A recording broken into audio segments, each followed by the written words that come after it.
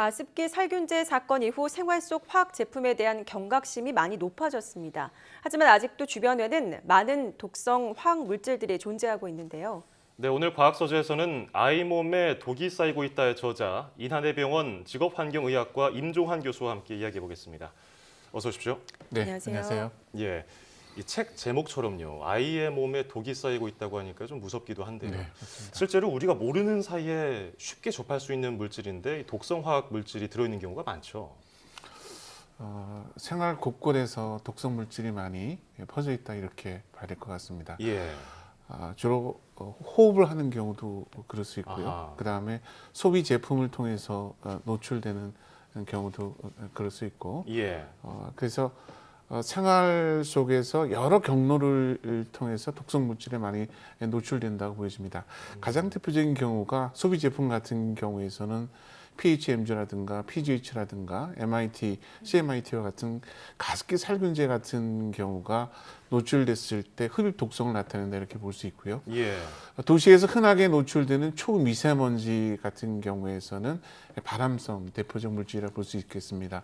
또 식품 속에서 노출될 수 있는 비스페놀 A라든가 프탈레이트라든가 또 아질산염이라든가 이런 부분들 같은 경우에서는 발암성 물질이고 생식 독성 물질이어서 여러 독성 물질들이 생활 곳곳에 있다고 봐야 될 것 같습니다. 예, 이게 유전되는 물질들인가요? 이 유전 물질은 아닌데 유전 예. 물질이 아님에도 불구하고 다음 세대한테 전달되어져서 아하. 그것이 다음 세대의 성장 발달 건강에 치명적인 악영향을 미치고 있음이 최근 규명되었습니다. 네, 참 많은 화학 물질들이 존재하고 있고 우리가 모르는 사이에 쓰고 있고 네. 그것들이 우리 몸에 쌓이고 있다는 건데 아이들의 경우에는 학용품 장난감 많이 네, 사주는데 네, 네. 아무래도 유리는 깨지기 쉬우니까 플라스틱 제품을 그냥 사준단 말이죠. 근데 플라스틱이 굉장히 또 몸에 안 좋다고 하는데 어떤 부분이 좀 위험한가요?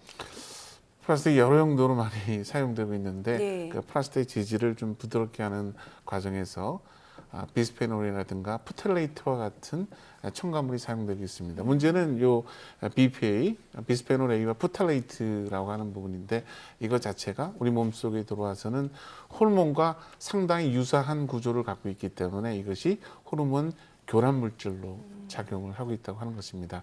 이 호르몬 교란 물질이 처음에는 사람에게서 미친 영향이 분명하지 않아서 규되지 않았지만 예. 최근에 여러 연구를 통해서 보게 되면 사람에게 있어서 호르몬 교란을 통해서 성적 발달에 영향을 미치는 것뿐만 아니고 호르몬에 의존하는 암, 예를 들면 유방암이라든가 이런 부분들을 증가시키고 예. 애들 같은 경우에 기억, 학습 능력 이런 부분에 영향을 미치고 사람이 갖고 있는 감정, 기분 이런 부분들도 역시 환경 호르몬에서 영향을 받는다 하는 것이 여러 연구를 통해서 밝혀지고 있습니다. 예, 플라스틱 제품을 쓰지 않을 수도 없고 말이죠. 네. 또 아이들은 경우는 입에 가져가기도 하는데 참 네, 걱정입니다. 그렇죠. 자, 이런 물건들 말고 우리가 먹는 음식에도 이 화학 성분이 들어가 있다고 하더라고요. 뭐 소시지라든지 햄에 네, 네. 들어있다고 하는데 이건 어떤 내용인가요? 네.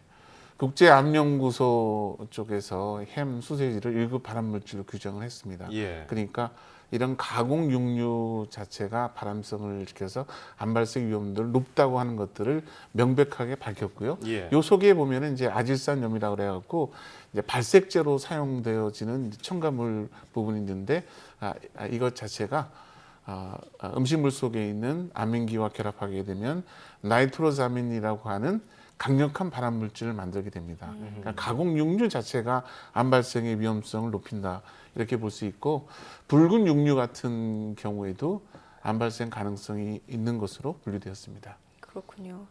그런가 하면 이제 요즘 태어난 아이들을 보면 아토피 앓는 아이들이 참 많거든요. 근데 아토피에 걸린 아이들이 우리가 사는 곳이 너무 깨끗해서이다 아니면 흙장난을 안 해서다 뭐 이런 여러 가지 좀 논란들이 많거든요.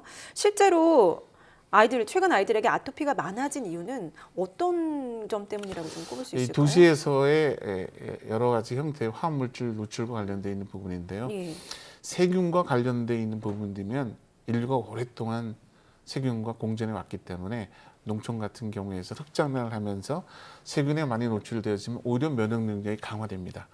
그런데 면역 능력이 강화되지 않은 상태에서 도시애들 같은 경우가 여러 화학 물질에 노출되면 굉장히 민감한 상태에 있어서 면역 체계가 굉장히 과민한 상태로 아토피 질환, 그러니까 아토피, 피부염, 천식, 비염 등을 촉발하는 것으로 그렇게 분석되고 있습니다. 그 태어나서부터 가지고 있는 아이들은 그러면 부모에게서 그런 것들이 쌓여 있다는 걸로 볼 수 있을까요? 그러니까 부모에서 노출되어진 물질 자체가 애들의 아토피에 영향을 미치는 결과들이 나오고 있습니다. 이거는 이제 산업화 과정에서 처음에 아토피를 앓았던 부모가 자녀를 낳으면은 그 다음에는 아토피 질환을 앓을 가능성이 훨씬 높습니다. 그러니까 한쪽 부모가 그러면은 애들 같은 경우는 40% 이상이 증가되고 양쪽 부모가 그러면은 100% 이상 정도로 아토피 질환의 발생 위험이 높아지게 됩니다. 예. 그러니까 부모가 노출받은 그 화합물질 자체가 애들의 면역 체계를 형성하는 데도 영향을 미치고 있다고 하는 것입니다. 예. 이 화학물질 문제 다루고 있는데 어떤 플라스틱 제품에서도 들어가 있고 또 음식에도 들어가 있고요. 우리가 좋은 냄새를 나게 하려고 섬유 유연제 같은 거, 탈취제, 뭐 샴푸 같은 거 쓰는데 여기 향기를 내게 하는 데에도 화학 제품이 들어가 있다고요. 그 향 속에 보면은 이 프탈레이트라고 하는 가수제가 들어가게 됩니다. 예. 그러니까 향수 같은 데도 마찬가지 이 부분이고요. 그러니까 그 향 속에 프탈레이트라고 하는 가소제를 넣어서 향을 내게 한다 이렇게 말씀드릴 수 있고요. 예. 샴푸 세제나 이런 것 속에서는 이제 계면 활성제라든가 노닐 페놀이라든가 이런 환경 호르몬으로 작용할 수 있는 물질들이 그 안에 있기 때문에 이를 제품을 많이 사용하게 되면 그만큼 환경 호르몬에 노출될 가능성이 높다고 보여집니다. 예. 가습기 살균제 같은 게 아니더라도 호흡기로 이런 향 때문에 화학 제품이 몸에 들어갈 수도 있다는 건가요? 특히 유명한 것은 스프레이 형태라고 볼 수 있습니다. 아하. 아주 미세한 형태면서 직접적으로 호흡기 쪽에 그렇죠. 노출되는 형태는 굉장히 위험하다고 볼 수 있겠습니다. 가습기 살균제 이전에는 이런 화합성 세제들마저도 좀 몸에 안 좋을 수 있다라는 거에 대해서 저는 생각을 못 하고 있었고 당연히 쓰는 거라고 생각을 했었는데 이런 합성 세제 사용하지 않고도 천연으로 세제를 만들 수 있다고 하는데 어떤 것들이 있습니까?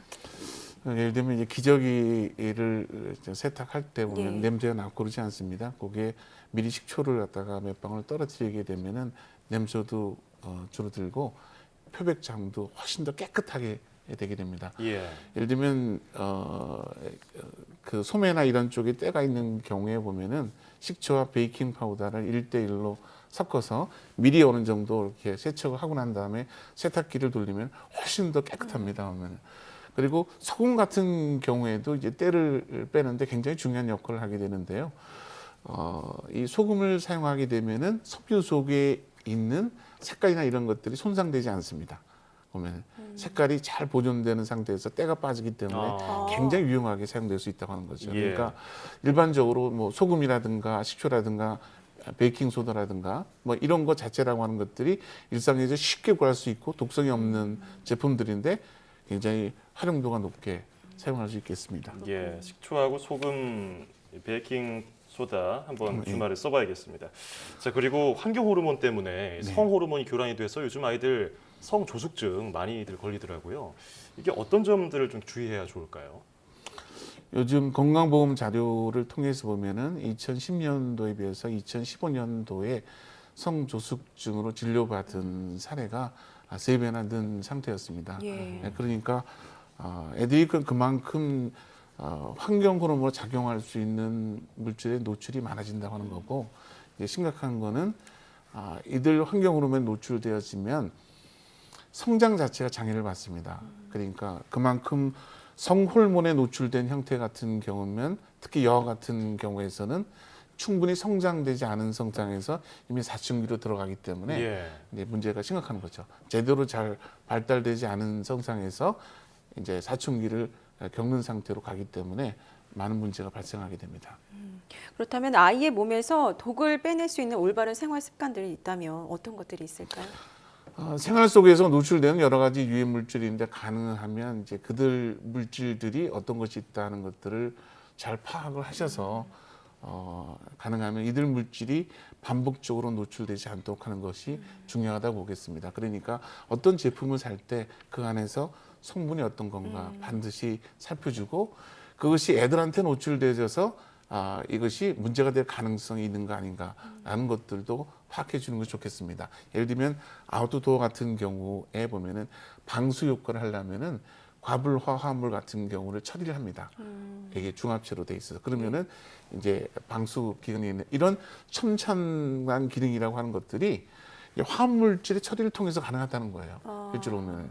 그런데 물론 첨단 기능을 갖고 있는 제품도 좋겠지만 이런 화합물질 노출 자체라고 하는 것이 애들한테 그만큼 독성 있는 화합물질에 대한 노출을 가져다 주는 거기 때문에 특히 보면은 기능성 상품이라도 그것이 독성 물질이 함유되어 있는지 반드시 살피는 것이 좋겠습니다. 예, 평소에 화학 물질에 대해서 좀 공부를 하고 관심을 가져서 아이들에게 좀 떨어뜨려 놓는 생활 습관을 가져야겠네요. 자, 지금까지 임종한 인하대병원 직업환경의학과 교수와 함께 이야기해봤습니다. 오늘 고맙습니다. 네, 고맙습니다. 감사합니다.